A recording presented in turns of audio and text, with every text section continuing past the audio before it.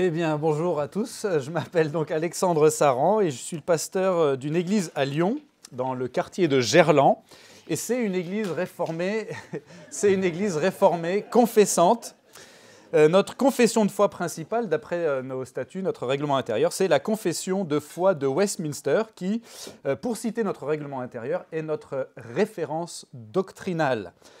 Pourtant, parmi les fidèles de notre Église, il y a des baptistes, des charismatiques, ça marche toujours pas, il y a des prémillénaristes, des égalitaristes, des évolutionnistes théistes, et parmi toutes ces étiquettes, sûrement une myriade de nuances.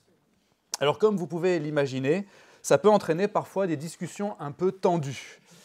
Par la grâce de Dieu, toutefois, on n'a pas encore eu de grosses bagarres dans l'Église et j'aimerais pouvoir dire que c'est parce qu'on réussit pour l'instant à mettre en pratique quelques principes de charité chrétienne qui se trouvent notamment dans le chapitre 14 de l'épître de Paul aux Romains. Alors je ne sais pas si c'est ça ou si c'est juste le calme avant la tempête, mais je le dis d'autant plus qu'on a ici quelques représentants de mon Église à Lyon, eh bien je suis très reconnaissant pour la bonne entente qui existe en fait dans notre communauté.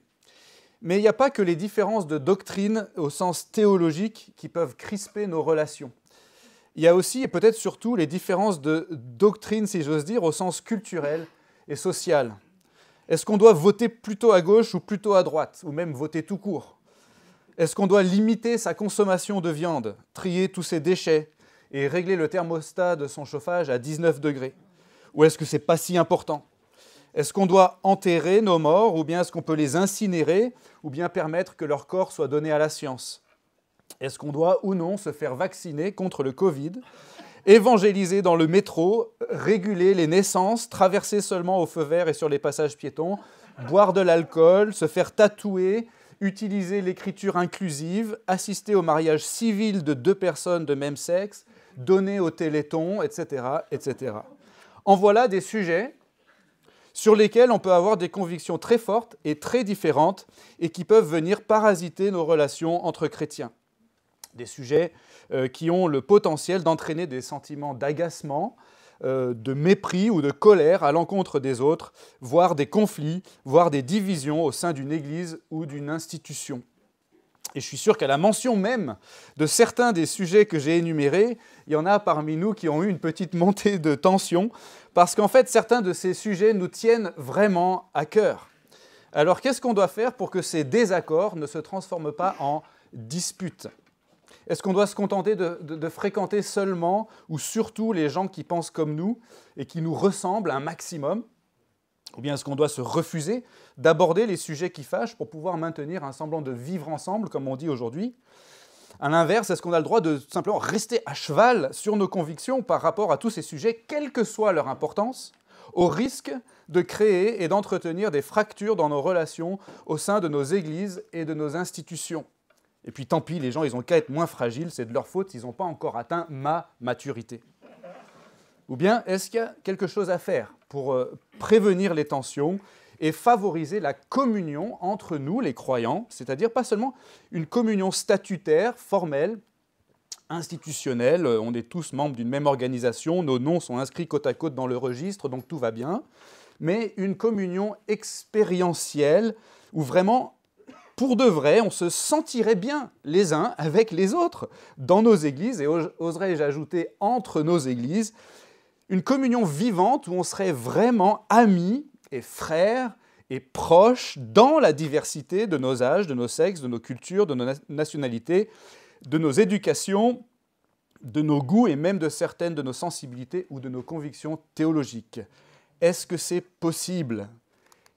Eh bien, oui. Et comment? Eh bien, ça, c'est la question qui intéresse l'apôtre Paul dans le chapitre 14 de sa lettre à la communauté chrétienne de Rome au 1er siècle. Comment bien s'entendre entre chrétiens? Et voici la réponse, en fait.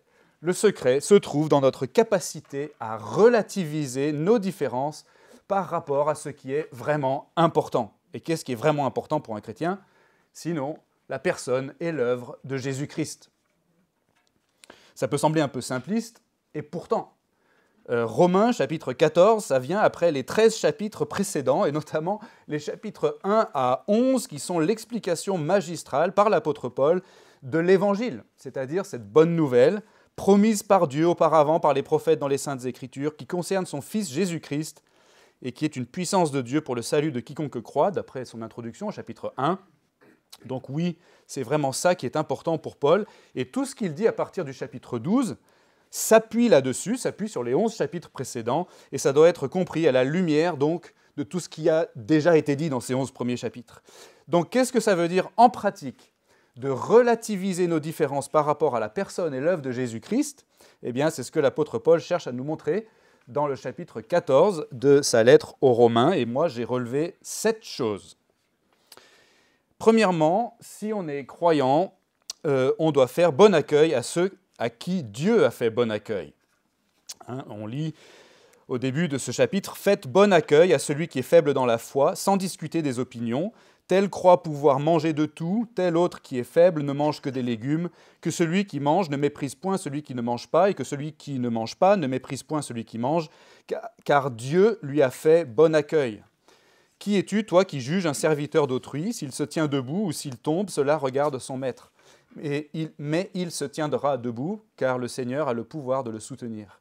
Tel juge un jour supérieur à un autre, tel autre les juge tous égaux, que chacun soit pleinement convaincu dans sa propre pensée. » Alors vous voyez, Paul commence par établir un principe, faites bon accueil à celui qui est faible dans la foi, sans discuter des opinions. Et ensuite, en développant ce principe, l'apôtre Paul donne 2 exemples. Premièrement, il y a la question de savoir si on doit manger ou non de la viande, avec le risque qu'elle soit impure. Et puis ensuite, il y a la question de savoir s'il faut marquer certains jours dans le calendrier plus que d'autres, comme c'était l'habitude des Juifs. Et donc on peut comprendre que ces différences d'opinion, ça pouvait provoquer des débats au sein de la communauté chrétienne de Rome à cette époque-là, qui était constituée de Juifs convertis et de non-Juifs convertis. Mais Paul dit qu'on mange ou non de la viande et qu'on marque ou non les fêtes religieuses du calendrier. En tout cas, ce qu'on sait, c'est que les uns et les autres, de part et d'autre de ces questions, de part et d'autre de ce débat, les uns et les autres se sont approchés de Jésus par la foi et Dieu les a accueillis. Dieu leur a fait bon accueil. Et si Dieu les a accueillis, ceux qui ont une autre opinion que la mienne, alors nous aussi, on doit les accueillir, même s'ils sont différents de nous, même s'ils sont très différents de nous. Faites bon accueil à celui qui est faible dans la foi, sans discuter des opinions. Ce que Paul veut dire, ce n'est pas qu'il ne faut jamais discuter des opinions, mais plutôt qu'il ne faut pas discuter des opinions comme condition pour faire bon accueil à quelqu'un. Littéralement, il ne faut pas prononcer un jugement sur les opinions des gens qu'on accueille. Il faut accueillir sans faire passer un test d'opinion au préalable, vous comprenez? Ce que Paul veut empêcher ici, c'est qu'on ajoute un sas d'entrée dans la communauté des croyants. Et si on s'intéresse un peu à la Bible, et notamment au chapitre précédent, les 11 voire 13 chapitres précédents de l'Épître aux Romains, on voit que cette communauté, dans le projet de Dieu, sera constituée d'êtres humains issus de toutes sortes d'arrière-plans différents sur le plan culturel, ethnique, linguistique, politique, religieux.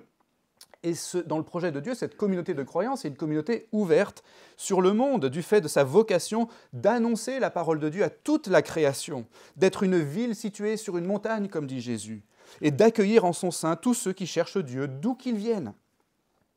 Et donc, l'apôtre Paul dit, dans un premier temps, qu'on ne doit pas discriminer parmi les gens qui veulent s'approcher de Dieu et de sa maison. Ce serait déplacé de faire ça, en fait, parce que nous, on n'est pas les propriétaires de l'Église de Jésus-Christ. Ce n'est pas nous qui accueillons chez nous, c'est Jésus qui accueille chez lui. Donc, ce serait déplacé de discriminer parmi ses invités. On doit faire bon accueil à ceux à qui Dieu a fait bon accueil.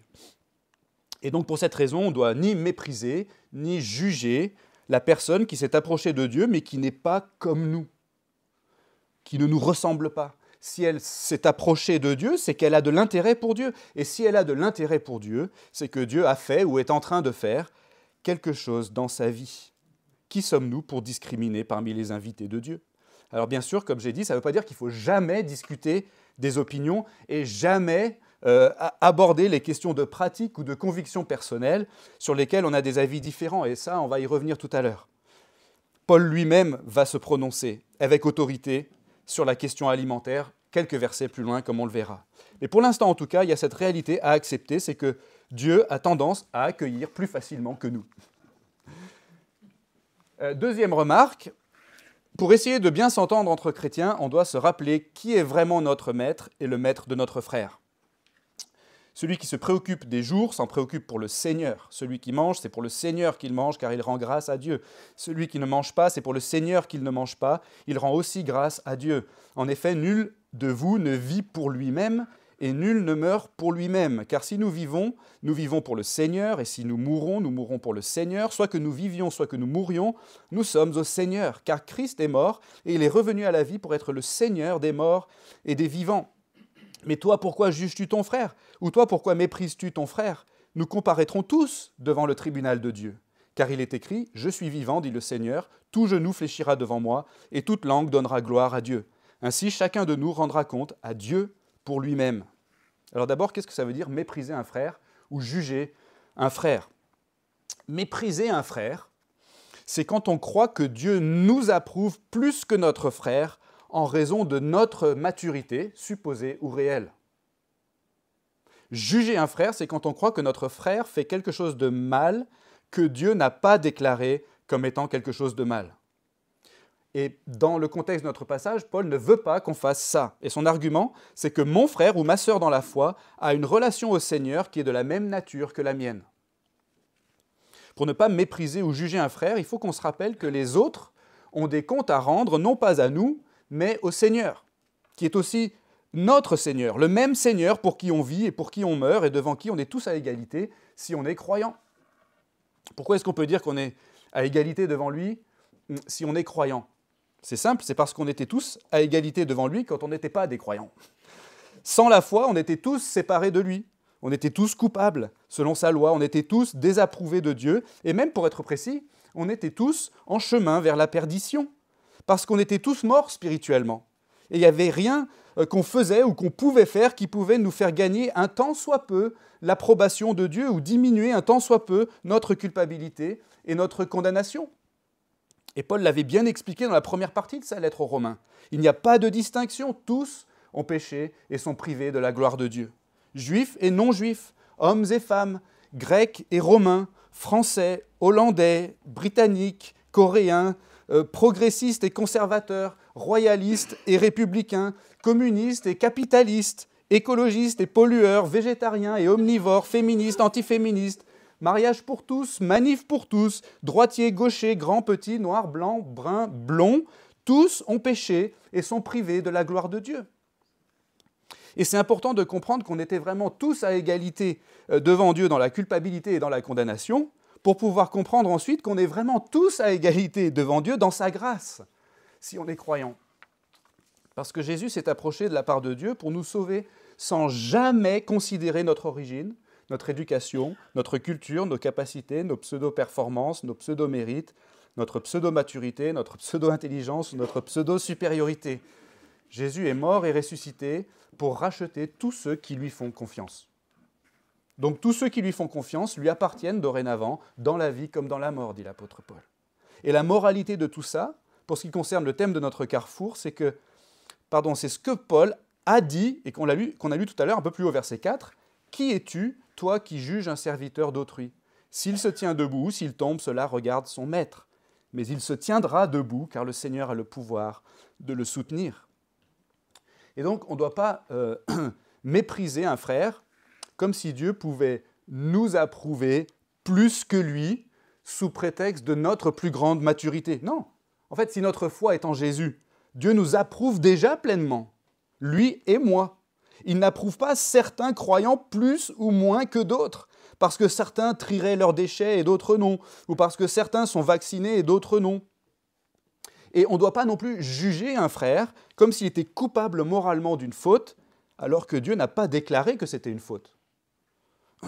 Non, si notre foi est en Jésus, Dieu nous a déclarés justes, lui et moi, parfaitement justes, pour toujours, et on veut progresser quotidiennement dans notre obéissance à Dieu selon ce que Dieu a révélé, et pas selon des préjugés culturels ou des modes ou des idéologies purement humaines.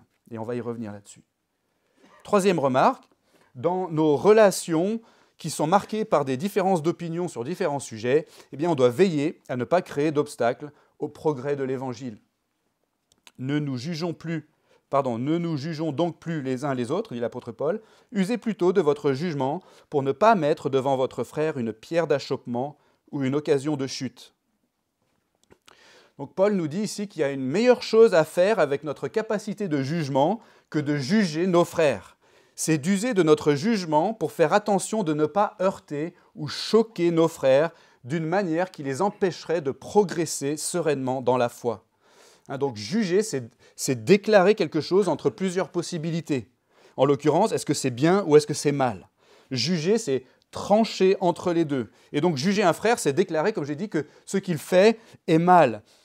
Et dans le contexte de ce passage, ce type de jugement contre un frère, comme je le disais, c'est un jugement abusif parce que Dieu lui-même ne juge pas les actions dont il est question dans notre contexte ici. Celui qui mange de la viande ne fait pas mal. Et celui qui ne mange que des légumes ne fait pas mal non plus. Celui qui ne célèbre pas les fêtes des Juifs ne fait pas mal. Et le Juif qui continue par tradition de suivre son calendrier religieux ne fait pas mal non plus. Donc juger, vous voyez, c'est trancher entre plusieurs options et déclarer que l'une est bien et les autres mauvaises. Et donc Paul veut qu'on fasse ça, qu'on juge, par rapport à des choix qui se présentent à nous et qui pourraient aider ou nuire à la marche chrétienne de notre frère. On doit examiner notre conduite dans tous ces domaines qui ne sont pas essentiels à la foi et on doit juger, comme dit Paul, c'est-à-dire se demander à soi-même, est-ce qu'en faisant ça, ou en disant ça, est-ce que ça va contribuer positivement ou négativement au progrès de l'Évangile dans la vie de mon frère? C'est-à-dire, est-ce que ça va l'édifier, le fortifier, l'encourager, ou est-ce que ça va le perturber, le choquer et blesser sa conscience? Est-ce que ça va favoriser notre communion, ou est-ce que ça va nuire à notre communion? Et on doit juger de ça, dit Paul, c'est-à-dire trancher, décider quelle est la bonne option et écarter la mauvaise, mais pour nous-mêmes. En fait, on veut éviter d'obscurcir ou d'occulter ce qui est vraiment important pour les progrès de notre frère dans la foi, comme d'ailleurs pour nos progrès dans la foi. Et ça, ce qui est vraiment important, c'est l'Évangile, comme je l'ai dit dans l'introduction. Et quand Paul nous parle ici de mettre une pierre d'achoppement ou une occasion de chute devant notre frère, il parle de quelque chose de vraiment grave. Il parle de quelqu'un qui voudrait peut-être s'approcher tout titubant de Jésus, tout chancelant, quelqu'un qui coche peut-être toutes les mauvaises cases à nos yeux, mais qui s'approche tout hésitant de Jésus en lui tendant sa main tremblante. Et nous, qu'est-ce qu'on fait? On lui ferait un croche-patte. Où est-ce que tu vas avec une telle empreinte carbone, mon ami? Tu penses t'approcher de Jésus en avion? Et bien sûr, ça va dans les deux sens. D'un côté, on ne doit pas mépriser ou juger les frères et sœurs qui ne pensent pas comme nous sur des points qui ne sont pas essentiels à la foi, en tout cas qui ne pensent pas encore comme nous. Mais d'un autre côté, on doit aussi tenir avec humilité ces convictions que nous, on a et qui ne sont pas essentielles à la foi. On ne doit pas brandir ces convictions comme des étendards, de peur de heurter notre prochain, de le choquer et d'empêcher les progrès de l'Évangile dans sa vie. Notre étendard à nous, c'est Jésus-Christ, et Jésus-Christ crucifié. Et ça suffit largement pour scandaliser les gens. Usons de notre jugement pour ouvrir la voie qui mène à Jésus-Christ. Quatrième remarque, et là, on va commencer à voir que tout ce qu'on a dit jusqu'ici, ce n'est pas une apologie du relativisme. Quatrièmement, pour bien s'entendre entre chrétiens, on doit accepter que la communauté chrétienne est toujours constituée de gens qui sont à des stades différents de la foi. L'apôtre Paul dit « Je sais et je suis persuadé dans le Seigneur Jésus que rien n'est impur en soi, mais si quelqu'un estime qu'une chose est impure, alors elle est impure pour lui. » Paul revient ici sur un exemple qu'il a soulevé un peu plus tôt, c'est l'exemple donc de l'alimentation. Est-ce que les chrétiens du 1er siècle, à Rome, pouvaient manger de tout ce qui se vendait au marché, ou bien est-ce qu'ils devaient s'abstenir de certains aliments parce qu'il y avait un risque que ces aliments soient impurs du point de vue des règles alimentaires de la loi de Moïse? Et Paul dit très clairement ici, d'une part, que rien n'est impur en soi. Donc c'est pas mal de manger de ces choses-là en tant que chrétien. Mais en même temps, il dit qu'il y a des gens qui sont bloqués dans leur conscience parce qu'eux, ils ont la conviction personnelle que certaines choses sont impures. Entre ces deux points de vue qui se côtoient dans l'Église de Rome, il y a une vérité que Paul établit clairement ici, et il le fait avec l'autorité qui est la sienne. Rien de comestible n'est impur en soi. Mais il y a en même temps des croyants qui n'ont pas encore intégré ou assimilé cette vérité. Ce sont ceux qui sont faibles et qui ne mangent que des légumes, comme l'apôtre Paul l'a dit au verset 2. Attention, hein, bien sûr, faible dans le contexte, ce n'est pas une insulte chez Paul, ça veut tout simplement dire moins fort, moins solide, moins mûr. Peut-être qu'aujourd'hui on dirait tout simplement quelqu'un qui est plus jeune dans la foi. Et dans la vie, il y a plein de choses qu'on apprend progressivement, n'est-ce pas? Et juste parce qu'on ne les a pas encore apprises, ça ne veut pas dire qu'on est quelqu'un d'idiot ou de méchant. Hein, nos enfants, par exemple, ne naissent pas en sachant immédiatement et parfaitement parler le français. « Oh tiens, bonjour madame, vous devez être ma mère. Ravi de vous rencontrer. Est-ce que je pourrais téter à votre sein, s'il vous plaît ?» Et ce n'est pas parce que nos enfants ont des choses à apprendre qu'on va se moquer d'eux ou les punir, ou les mettre à la marge de la vie de la famille. Et dans la communauté des croyants, c'est un peu pareil. On est une famille. Et il y a des gens d'âge différents, du point de vue biologique, mais aussi du point de vue spirituel. Certes, il y a une vérité, dit Paul, c'est que rien de comestible n'est impur en soi, mais il y a des gens qui n'ont pas encore assimilé cette vérité et qui bloquent encore sur cette question. Ils sont moins avancés dans la foi, mais ils ne sont pas moins dans la famille pour autant. Mais comment faire alors pour que ces différences de maturité, de rythme, de sensibilité, comment faire pour que ces choses-là ne deviennent pas des fractures entre nous? Eh bien, 5e remarque, on doit reconnaître que dans la vie chrétienne, tout n'a pas la même importance. James Hutchinson nous en a déjà parlé tout à l'heure, et l'apôtre Paul le met aussi très bien en relief ici. Si pour un aliment, ton frère est attristé, tu ne marches plus selon l'amour. Ne cause pas par ton aliment la perte de celui pour lequel Christ est mort. Ce qui est bien pour vous ne doit pas être un sujet de calomnie. Car le royaume de Dieu, ce n'est non pas le manger ni le boire, mais la justice, la paix et la joie par le Saint-Esprit. Celui qui sert Christ de cette manière est agréable à Dieu et approuvé des hommes. Vous avez vu le contraste que l'apôtre Paul cherche à établir ici. Jésus a donné sa vie pour sauver ton frère. Et toi, tu serais prêt à choquer ton frère, et tu serais prêt à blesser sa conscience et donc à mettre un obstacle sur sa route juste parce que toi, tu as envie de manger un hamburger. Certes, ceux qui sont mûrs dans la foi peuvent manger des hamburgers, mais il y a plus important que ça dans le royaume de Dieu, dit l'apôtre Paul, la justice, la paix et la joie par le Saint-Esprit. Vous vous rappelez le reproche que Jésus avait fait à certains responsables religieux de son époque, hein? Vous payez la dîme de la menthe, de l'âneth et du cumin, et vous laissez ce qu'il y a de plus important dans la loi, le droit, la miséricorde et la fidélité. Conducteurs aveugles, qui retenaient au filtre le moucheron et qui avalaient le chameau. Et donc Jésus, ici, dénonce aussi cette tendance qu'on peut avoir à perdre de vue ce qui est vraiment important et à mélanger nos priorités. D'ailleurs, j'ai remarqué que si on prend les lettres de Calvin et qu'on les mélange, ça fait clivant. Coïncidence? Non, d'accord, avec une faute d'orthographe. Qu'est-ce qui est vraiment important plus que toute autre chose?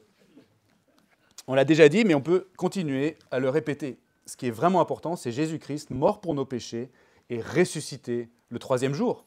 Oui, c'est très important parce que ça a des répercussions éternelles. Ce n'est pas pour rien que Paul a consacré plus de la moitié de sa lettre aux Romains à expliquer cette fameuse bonne nouvelle. La personne et l'œuvre de Jésus, c'est ce qu'il y a de plus important dans la vie chrétienne, parce que sans la personne et l'œuvre de Jésus, on était perdu pour toujours, peu importe si on mangeait de la viande ou pas, peu importe si on votait Le Pen ou Macron, peu importe si on était pour ou contre les vaccins contre le Covid, peu importe si on mettait de l'ananas sur nos pizzas, hein. Sans la personne et l'œuvre de Jésus, on faisait de toute façon tous l'objet de la colère de Dieu contre le mal qui était dans notre vie et dans notre cœur, et on devait tous passer l'éternité en enfer, à subir pour toujours la peine éternelle et juste de nos péchés. Une peine éternelle, parce que l'écart lui-même entre la perfection de Dieu et notre culpabilité était infini. Donc c'était grave, vous comprenez. Autrement plus grave que de savoir si on peut manger des hamburgers ou non. Mais il n'y a rien de plus important que la personne et l'œuvre de Jésus-Christ, parce que Jésus-Christ s'est présenté justement comme moyen d'expiation pour ceux qui auraient la foi en son sang. C'est ce que l'apôtre Paul a expliqué plus tôt dans sa lettre. Jésus a pris sur lui les péchés des croyants, il en a supporté la peine sur la croix, et en échange, il impute aux croyants sa justice. Par le moyen de la foi en Jésus, on est d'une part délivré de la condamnation, et d'autre part, on est justifié, c'est-à-dire déclaré juste, et ainsi donc, dit l'apôtre Paul, étant justifié par la foi, nous avons la paix avec Dieu par notre Seigneur Jésus-Christ. Pourquoi je rappelle ces choses-là? Parce que si on veut bien s'entendre entre chrétiens, on doit se rappeler perpétuellement que tout n'a pas la même importance. C'est pourquoi Paul dit que le royaume de Dieu, c'est non pas le manger et le boire, mais la justice, la paix et la joie par le Saint-Esprit. La justice qui nous est imputée par le moyen de la foi en Jésus, la paix avec Dieu qui résulte de cette justification et la joie de notre adoption par Dieu. Une joie suscitée intérieurement par l'esprit d'adoption qui a été déversé en nous et par lequel nous crions « Abba, Père ». 6e remarque. Et rassurez-vous, on approche de la fin, j'ai dit qu'il y avait 7 points. Pour bien s'entendre entre nous, parfois, on doit choisir librement de renoncer à certains droits. Ainsi donc, dit l'apôtre Paul, recherchons ce qui contribue à la paix et à l'édification mutuelle. Pour un aliment ne détruit pas l'œuvre de Dieu. En vérité, tout est pur, mais il est mal pour l'homme quand il mange de devenir une pierre d'achoppement. Il est bien de ne pas manger de viande, de ne pas boire de vin et de s'abstenir de ce qui pour ton frère est une cause d'achoppement, de chute ou de faiblesse. Donc Paul dit ici que malgré ces différences qui existent entre nous, on fait quand même partie d'une équipe. Et une équipe où on doit viser ensemble un but commun, c'est ce qu'il appelle l'édification mutuelle. On va revenir à cette idée de l'édification ou de la croissance dans la foi dans un instant, mais là, on doit surtout remarquer que pour pouvoir bien fonctionner ensemble en tant qu'équipe, on doit faire attention de ne pas faire chuter nos coéquipiers. En gros, avant de chercher l'édification mutuelle, on doit déjà éviter le trébuchement mutuel. Paul dit que ce serait vraiment bête de faire tomber quelqu'un dans l'équipe pour quelque chose d'aussi bête qu'un aliment. Non seulement il dit que ce serait bête, mais il va plus loin, il dit que c'est mal. Et au cas où on aurait du mal à comprendre, il ajoute ensuite un commandement positif. Il est bien de ne pas manger, etc. Il est mal pour quelque chose de pas très important de faire trébucher un frère, et il est bien de s'abstenir de quelque chose de pas très important qui ferait trébucher un frère. Ce quelque chose de pas très important, c'est quelque chose qui en soi n'est pas mal, il l'a déjà établi. C'est quelque chose dans l'absolu qu'on pourrait avoir, qu'on pourrait faire, qu'on pourrait dire sans que ce soit un péché. Et même qu'on pourrait avoir, faire ou dire avec reconnaissance à Dieu et qu'on pourrait avoir, faire et dire pour sa gloire. Mais il est bien, dit Paul, de s'en abstenir si ça va devenir une cause d'achoppement. Alors, on a du mal à accepter ça. Je crois qu'on a du mal à accepter ça parce qu'on se dit que ça risque vite de se transformer en tyrannie du frère faible qui a une conscience trop susceptible. Pourtant, on comprend très bien que parfois, quand on veut réaliser un projet en équipe ou en communauté, on doit adapter notre façon de faire pour que tout le monde puisse prendre part à ce projet. Et quand on s'adapte dans ce but, eh bien, parfois, il y a des gens qui vont devoir faire des sacrifices, si j'ose dire. Ils vont devoir se priver ou s'abstenir de certaines choses. Montesquieu a dit, le mieux est le mortel ennemi du bien. Mais ici, il me semble que Paul est en train de dire, le bien peut devenir le mortel ennemi du mieux. Quelque chose qui est bien, comme manger de la viande dans ce passage, peut devenir l'ennemi de ce qui est mieux. Et ce qui est mieux, c'est l'édification mutuelle. Et c'est un concept en général qui ne nous plaît pas. Pourtant, l'abstinence peut être un devoir parfois. Il faut qu'on arrive à discerner ce qui est plus ou moins important dans la vie chrétienne. Et ensuite, il faut qu'on s'exerce à tenir moins fermement les choses qui ne sont pas les plus importantes. Attention, je ne suis pas en train de dire qu'il faut changer d'avis sur ces sujets. Je ne dis pas non plus qu'on ne doit pas changer d'avis sur certains sujets, et on va y revenir dans un instant. Ce que je dis, parce que je pense que c'est l'enseignement de ce passage, c'est qu'on doit être attentif aux fragilités des autres dans l'équipe. Toi, peut-être que tu as beaucoup réfléchi à tel ou tel sujet de société, ou bien tu es très à cheval sur telle ou telle question politique, ou tu es très, très convaincu qu'il faut faire les choses d'une certaine manière dans un certain domaine qui n'est pas un domaine essentiel à la fois. Super, bravo, bravo pour ton travail, bravo pour tes réflexions, mais détends-toi un peu. Tu n'es pas tout seul. Et tout le monde n'est peut-être pas au même stade que toi, tout le monde ne s'intéresse peut-être pas aux mêmes choses que toi, tout le monde n'a peut-être pas le même âge que toi, la même culture ou les mêmes goûts que toi. Sois patient et charitable. Dépassionne un peu tes intérêts. dépassionne tes dadas et tes susceptibilités à toi et vise en priorité ce qui est prioritaire, l'édification mutuelle, dit l'apôtre Paul. On a un projet d'équipe et c'est ce qui nous amène à ma dernière remarque. La dernière chose qu'on peut tirer de ce chapitre 14 de l'Épître aux Romains, me semble-t-il, c'est que tous ensemble, on doit constamment viser à grandir en maturité. Donc là, c'est les 2 derniers versets de ce chapitre 14, et ils peuvent sembler difficiles à comprendre. Cette foi que tu as, garde-la pour toi devant Dieu. Heureux celui qui ne se condamne pas lui-même dans ce qu'il approuve, mais celui qui a des doutes au sujet de ce qu'il mange est condamné parce que sa conduite ne résulte pas de la foi. Or, tout ce qui ne résulte pas de la foi est péché. Alors, une lecture un peu rapide et superficielle de Romains chapitre 14, ça pourrait laisser penser que tout ce que Paul veut qu'on fasse, c'est qu'on fasse attention. Qu'on fasse attention de ne pas se froisser les uns les autres, qu'on évite les sujets chauds et clivants, qu'on ne fasse rien qui puisse être mal interprété et qui puisse choquer ou chagriner notre prochain, et finalement qu'on ne parle de rien, qu'on se tienne tous la main autour du feu et qu'on chante Kumbaya. Mais si on regarde attentivement ce que dit Paul, en fait, il ne dit pas que toutes les opinions se valent. Dès le début du chapitre, rappelez-vous, il a dit que celui qui ne mange que des légumes, c'est celui qui est faible dans la foi. Et au verset 14, il dit qu'il sait et qu'il est persuadé dans le Seigneur Jésus que rien n'est impur en soi. Ce qu'il faut comprendre, c'est que cette lettre de l'apôtre Paul aux chrétiens de Rome, elle devait être lue publiquement en présence des personnes qui ne mangeaient que des légumes. Paul le savait très bien, ça, en l'écrivant. Et il le sait aussi quand il dit ce qu'il dit à la fin, et qu'il souligne le fait que ceux qui mangent de la viande, ce sont ceux qui ont la foi.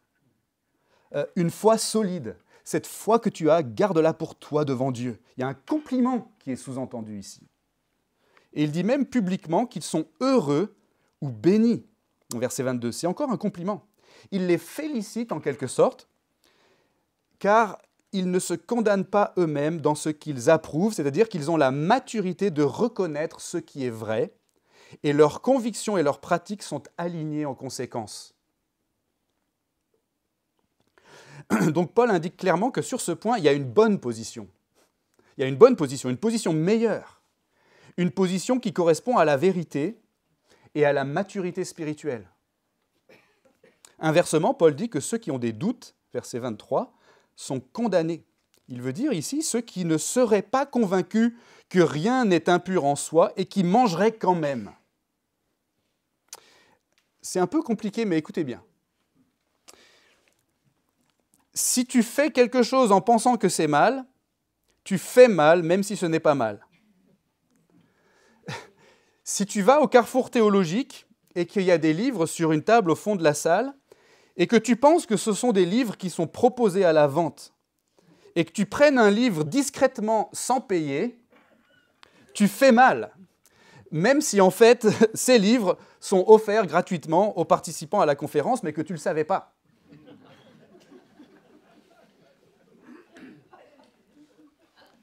Mais la solution, ça aurait été non pas de ne pas prendre le livre, mais plutôt d'acquérir la connaissance qui permettait ensuite de prendre un livre sans être condamné. Vous avez suivi ? Et donc là où Paul veut en venir, c'est qu'il veut inciter tout le monde qui va lire ou qui va entendre sa lettre à rechercher aussi ce genre de connaissance et de maturité spirituelle. Et ainsi, il veut que petit à petit, notre vie tout entière, toutes nos convictions, toutes nos pratiques, que notre vie tout entière procède de la foi. Paul n'a pas du tout l'intention de laisser les chrétiens de Rome dans le statu quo,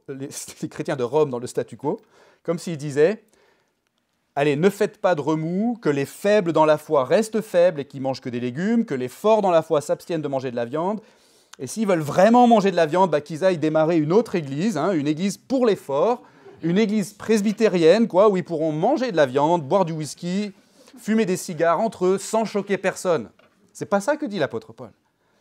Ce qu'il veut, c'est que les faibles progressent dans la foi, mais que les forts les attendent, et que tout le monde finisse presbytérien à la fin. Quand Paul dit « tout ce qui n'est pas de la foi est péché », quand il dit « tout ce qui n'est pas de la foi est péché », ce qu'il veut dire, c'est pas tant qu'il faut arrêter de faire ce qui n'est pas de la foi, mais c'est l'inverse qui veut dire. Il faut que la foi grandisse de manière à ce que tout ce qu'on fait procède de là. Et le but de la vie chrétienne, c'est ça en fait, non? Qu'on grandisse dans la foi et que notre foi produise des bonnes œuvres, des œuvres de la foi qui seules plaisent à Dieu parce qu'elles résultent de notre union à Jésus-Christ et donc elles sont faites en lui, en Christ. Nos bonnes œuvres sont les œuvres de Christ en nous. Il n'y a pas d'autres œuvres qui plaisent à Dieu que celles qui procèdent de la foi. Mais notez bien que les œuvres qui procèdent de la foi, ce n'est pas simplement des œuvres accomplies avec une bonne intention. Ce n'est pas ça que veut dire l'apôtre Paul. Ce qu'il veut, c'est que tous les croyants progressent dans la maturité spirituelle, qui consiste à discerner ce qui est vrai de ce qui est faux, ce qui est juste de ce qui est injuste, ce qui est sage de ce qui est moins sage, de manière à ce que cette foi produise le comportement que Dieu attend de nous, et c'est progressif.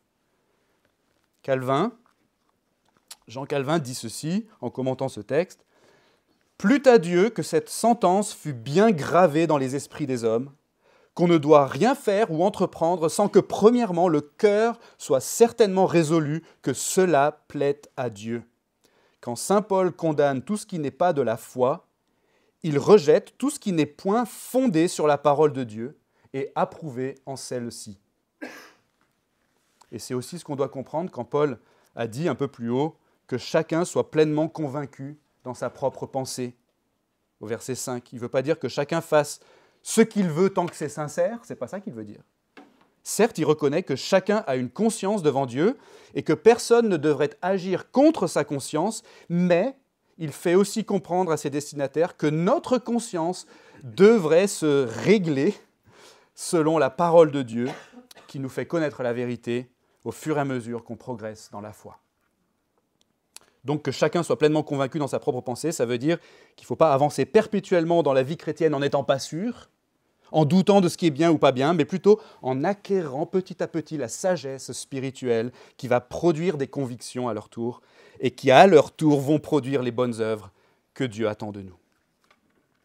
Alors pour conclure rapidement, comment bien s'entendre entre chrétiens? Comment faire l'expérience d'une communion vivante, affectueuse, tangible dans nos églises et dans nos institutions, malgré nos différences sociales et culturelles et nos désaccords doctrinaux? Comment? Bien, finalement, la moralité de Romains chapitre 14, ce n'est pas très compliqué, je le disais au début, c'est qu'il faut relativiser nos différences par rapport à ce qui est vraiment important. On doit maintenir nos désaccords à leur juste place. Et si on les aborde, on doit le faire avec une extrême délicatesse et une extrême charité, sans jamais conditionner notre communion à la résolution de ces différences. Je suis persuadé qu'en maintenant la centralité de l'Évangile, on peut aborder ces sujets de manière décomplexée afin de grandir ensemble en maturité et sans se fâcher les uns avec les autres. On doit réserver un accueil chaleureux et bienveillant à tous ceux qui veulent s'approcher de Dieu par Jésus-Christ, quelle que soit leur origine, leur culture ou leur apparence, oui, pauvres ou riches, analphabètes ou professeurs, gothiques ou jupes plissées, skinhead ou djellaba, travestis ou bourgeois bien rangés, bienvenue chez Dieu. On aimerait tant que vous rencontriez personnellement Jésus-Christ, que vous placiez votre foi en lui et que vous croissiez dans votre marche chrétienne. Tu votes à droite, tu votes à gauche, en ton âme et conscience, ce n'est pas à moi que tu as des comptes à rendre. Tu t'es fait faire un tatouage ou tu n'aimes pas les tatouages, qui suis-je pour juger un serviteur d'autrui? Tu mets de l'ananas sur tes pizzas, c'est pas si grave. On peut discuter de ces choses librement, avec de l'affection et du respect, peut-être même de l'humour. Parce que si on vit ou si on meurt, on est au Seigneur. Tu as un grand souci de l'écologie, c'est bien, mais que ce souci ne devienne pas une accusation portée contre tes frères et une pierre d'achoppement pour eux dans leur marche titubante avec Christ. Inversement, tu penses que le dérèglement climatique est exploité par les politiques et qu'il est monté en épingle par les médias pour des raisons idéologiques, c'est ta conviction, mais tiens-la en toute humilité, de manière à ce qu'elle n'obscurcisse pas la clarté de l'Évangile et qu'elle ne repousse pas des gens qui voudraient s'approcher de Jésus-Christ. Soyons intentionnels dans le fait de garder Christ prééminent dans nos pensées, dans nos paroles, dans nos actes, de le garder présent, devant, au centre, tout en haut, dans tout ce qu'on fait, chacun de nous, et tous ensemble, dans nos églises et dans nos institutions. Merci de votre attention. Nous espérons que ce contenu vous a plu. Si c'est le cas, n'hésitez pas à vous abonner, à liker et partager cette vidéo. C'est la meilleure manière de nous dire que notre travail vous intéresse. Rendez-vous sur le site facultéjeancalvin.com pour consulter toutes nos ressources et offres de formation et sur la chaîne YouTube pour voir nos autres vidéos et cours gratuits.